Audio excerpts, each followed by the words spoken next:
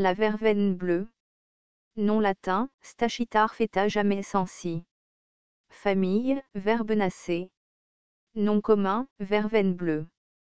Propriété. Considéré comme émétique, expectorant, tonique.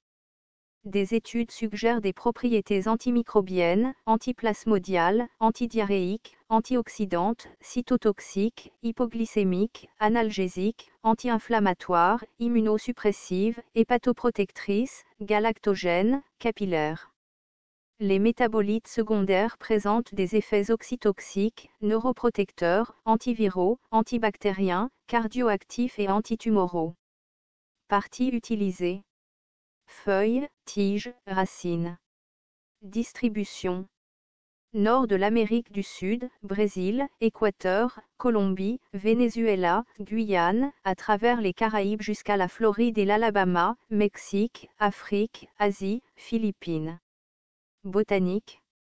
La verveine bleue est une plante millineuse dressée et ramifiée, de 1 à 1,5 m de haut. Les tiges sont cylindriques, les plus jeunes légèrement inclinées. Les feuilles sont elliptiques à oblongo-ovales, longues de 2,5 à 10 cm, avec des extrémités pointues et des bords dentés, la base décurrente sur le pétiole. Les épis sont terminaux, plutôt minces, de 10 à 30 cm de long, 3 à 4 mm d'épaisseur, vert et continu. Le calice est petit, oblique et à 4 dents. La corolle est bleu foncé, 1 cm de long, le fruit est enfermé dans le calice, apprimé et quelque peu enfoncé dans le rachis, lisse, oblong et d'environ 4 mm de long. Constituants. Les études phytochimiques ont donné des flavonoïdes, des triterpènes, des monoterpènes, des iridoïdes, des phytostérols, des acides aromatiques. Le criblage phytochimique des tiges a donné des glucides, des protéines et des acides aminés, des alcaloïdes, des composés phénoliques et des tannins, des flavonoïdes, des saponines, des phytostérols, des huiles et graisses fixes, des gommes et des mucilages, des terpénoïdes, des glycosides. Utilisation culinaire. Les brindilles sont utilisées comme herbe de peau ou condiment. Les feuilles vertes, hachées et cuites, sont consommées seules ou mélangées à d'autres légumes. Les feuilles séchées sont utilisées pour faire du thé. Les feuilles fraîches sont consommées dans le thé de brousse comme tonique. Médecine rurale. La décoction de feuilles est vermifuge pour les enfants. Aux Antilles, le jus de feuilles fraîches est hémétocathartique. L'infusion de racines a été utilisée pour la gonorrhée. Les feuilles fraîches sont utilisées sur les ulcères.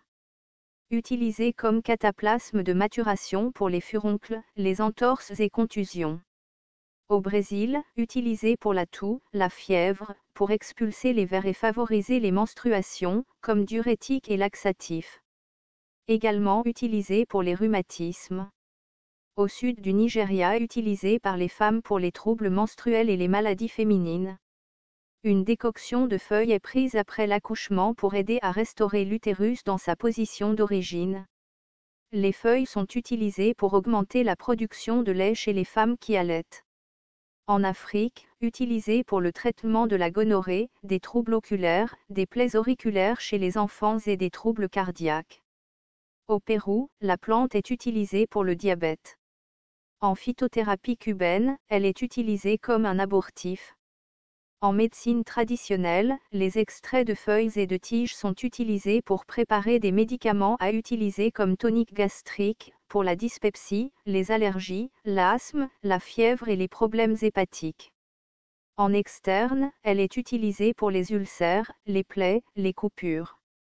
En Jamaïque, la plante est utilisée pour l'asthme, le rhume, le diabète, l'épilepsie et la grippe, et comme purificateur de sang et vermifuge. Dans la médecine populaire taïwanaise, elle est utilisée pour les maladies du foie et les rhumatismes. Autres. Les fleurs sont utilisées pour fabriquer des boucles d'oreilles. Danger. Cette plante peut être abortive, déconseillée aux femmes enceintes.